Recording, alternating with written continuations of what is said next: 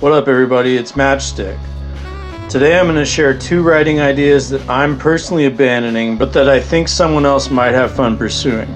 Consider these food for thought, and if you have an opinion on either of them, let me know in a comment. I'll note that these concepts very well could have been done to death already. The world of fiction is huge, and I write a lot more than I read.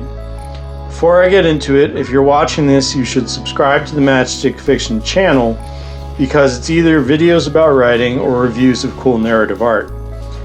Anyway, the first idea latches onto something pretty trendy. You'll see what I mean.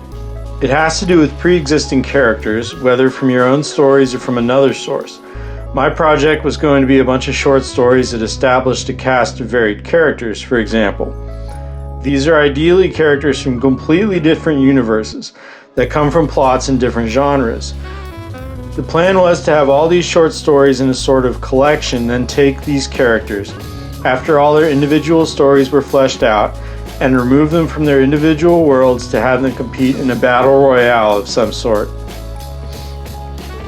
Now, if you think that's a dumb idea, I'd have to say I'm in your corner. That's why I'm abandoning the project. But bear with me here. The contest doesn't have to resemble a video game, even if that was definitely the inspiration. Maybe you take a bunch of your characters and put them in a big city where they don't know what the other characters look like. You could have everybody work together trying to find some sort of item, or you could even have them racing or something. The idea is basically to recreate a game where people come together and interact, but have all the characters come from different worlds. Now, this may already be a thing in fan fiction, to be honest, and that's an area where this sort of thing is a no-brainer. New or not, if that sounds at all interesting to other writers, even just as an exercise, well, have fun. So if you're this far into the video, throw it a like. Come on. The other idea is completely different and would require a lot more thought to do right. This one is something that I don't really care about trying because I personally don't like writing that doesn't try to be straightforward and entertaining. I feel like if you can't make something that works for the layman, you're kind of only writing for book reviewers and snobs. I write some pretty wild stuff, but my goal is always to expand entertainment in an intellectual way instead of making something intellectual and hoping someone finds it entertaining. But that's just me. Anyway, the idea here is to tell a story about the person writing the story. This might be kind of hard to conceptualize, so I'll just start with an example. Let's say an author is writing a story about his girlfriend, then realizes she's cheating on him.